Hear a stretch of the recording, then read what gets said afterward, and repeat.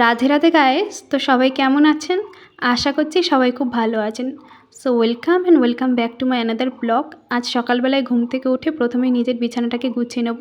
সেই জন্য কাঁথাগুলো আমি এখানে ভাঁজ করে নিয়েছি, আর বিছানাটাকে ভালো করে টান টান করে পেতে নিয়েছি, আর বালিশগুলো রেখে দিলাম। কাঁথাগুলো ভাঁজ করে গুছিয়ে রেখে দিয়েছি, ঝাড়ু দিয়ে ঝাঁট দিয়ে নেব বিছানাটা।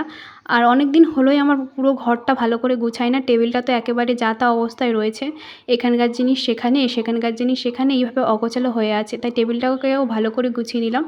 আর এখানে আমার নিত্য প্রয়োজনীয় জিনিস, যেমন আমার স্কিন কেয়ারের প্রোডাক্ট, বিভিন্ন জিনিসগুলো এখানে আমি রাখি, তাই এখানে গুছিয়ে রেখে দিলাম। আর আমার টেবিলটাও ভালো করে গুছানো হয়ে গেছে প্রায়। আর টেবিলটা গুছানো হয়ে যাওয়ার পরে রুমটা দেখো কত নোংরা হয়েছিল, তো ঘরটা একটু ভালো করে ঝাঁট দিয়ে নেব। আর প্রতিদিন ঘর মোছা হয়, আজকে আর ঘরটা মুছবো না। তারপরে কিছুক্ষণ আমি পড়তে বসেছিলাম, বেশিক্ষণ পড়িনি, মাত্র কিছুক্ষণ পড়েছিলাম। আর অনেক দিন হয়ে গেছে আমি এক্সারসাইজ করা বন্ধ করে দিয়েছি, কোনো রকম ব্যায়াম ট্যায়াম কিছুই করি না। তাই আজকে ভাবলাম যে একটু ব্যায়াম করা যাক। তো বেশি কিছু করিনি, আমি জাস্ট ওই 20টা মতো স্কোয়াট করেছিলাম, তারপরে একটু এক্সারসাইজ করে নিয়েছিলাম। তারপরে এখানে মা কিন্তু আমাকে খেতে ডেকেছিল, আর আজকে হয়েছিল পান্তা আর আলু ভাজা। আর পান্তা আর আলু ভাজা খেতে আমার খুবই ভালো লাগে। আর পান্তা আর আলু ভাজা খাওয়া হয়ে গেলে এখানে দেখো আমি রান্না করতে বসেছি।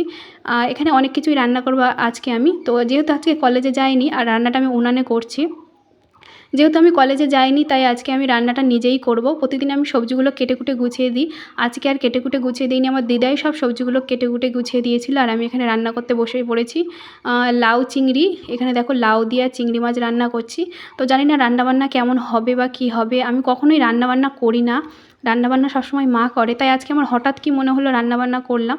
এখানে দেখো রান্নাবান্নাও হয়ে গেছে কমপ্লিট। আমি এখানে করেছিলাম লাউ চিংড়ি, এখানে লইটা মাছের একটা ঝাল, আর উচ্ছে ভাজা করেছিলাম, উচ্ছে আর ওই বটবটি ভাজা করেছিলাম।